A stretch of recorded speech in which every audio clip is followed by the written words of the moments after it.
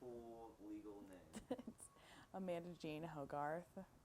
But what do you go by? I go by Mern. And Or Merney, or how long have you Mern. gone by Mern? Since 7th grade. Yeah? Yeah, I've Yeah. had that nickname like my entire life. It throws me off when people call me Amanda. Because when I met you, you introduced yourself to me as Mern. Yep. So, yeah. Like, can you explain where the Mern nickname comes from? So there was this kid in my middle school. His name was Joey, and I used to call him Joe Pickle because I thought it was funny.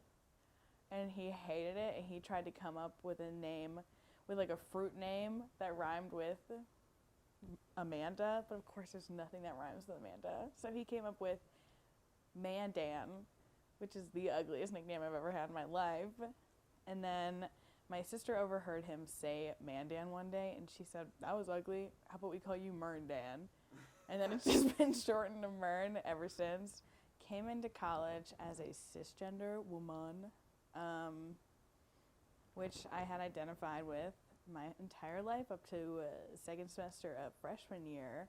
And I started feeling a little uncomfy with that identity. Also because I've taken a lot of women and gender studies classes. And that opened my mind up to like the spectrum of sexuality and gender. And I realized, hey, I'm not really super comfortable with the label female because I don't really feel like a female. Yeah. So I started using like they, them pronouns and identifying as non-binary. And then this past summer, actually, it was kind of like when I went to Rome last semester, I thought a lot about just my gender and whatnot. And then I just had this epiphany I had a party over the summer, and I wore a dress because I was like, I'm just gonna spice it up, like, be androgynous. And I wore this dress, and I looked at myself in the mirror, and I was like, this isn't it. This is not it. So I realized, hey, I'm a trans boy, because I think that's really how I've been feeling my whole life. So it's just been a long road. It's a long road. So since I've known you, you've been pretty open about who you are. Mm-hmm. Do you think that part of that reason is because you're in Chicago? Yes. So being in Chicago makes it a lot easier for me to express myself and like dress the way I want to and identify the way I want to, because people are more liberal here and they're more accepting of the LGBT community in general. Yeah. But back at home, that's where I was this weekend, in Ellsbury, Missouri, they don't really get that at all, because no one that lives in that tiny town identifies as trans except for me. So I keep it hush-hush when I'm around those people, which I hate, because I hate having to like mask a big part of myself. Mm-hmm. But I do it for my own safety, and also my parents don't really like this transition that I'm going through, so it's kind of just like rocky waters. What do you do on campus to kind of like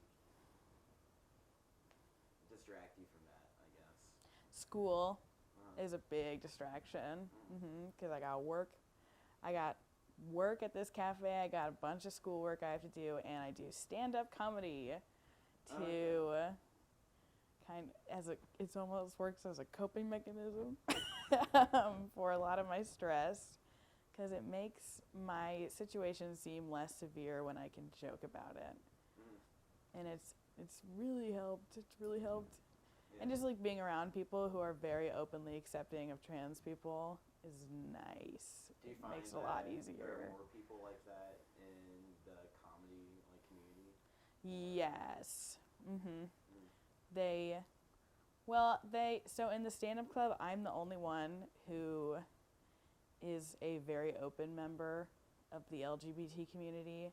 So I have this unique perspective where I can joke about my own experience as a trans person, and they all find it very enlightening and kind of cool, actually, just because you don't really hear about comics who are a part of this like very diverse community and who have experienced transitioning from female to male. So they are very open to learning about it, and they think it's really cool that I am so open about making jokes about it. So Yeah. very accepting people. Mm. I love all of them dearly. I feel like very comfortable being Yeah. openly trans here, Mm. and I dig it, and I think Loyola's doing a pretty good job, like, accepting its people Yeah. for who they are.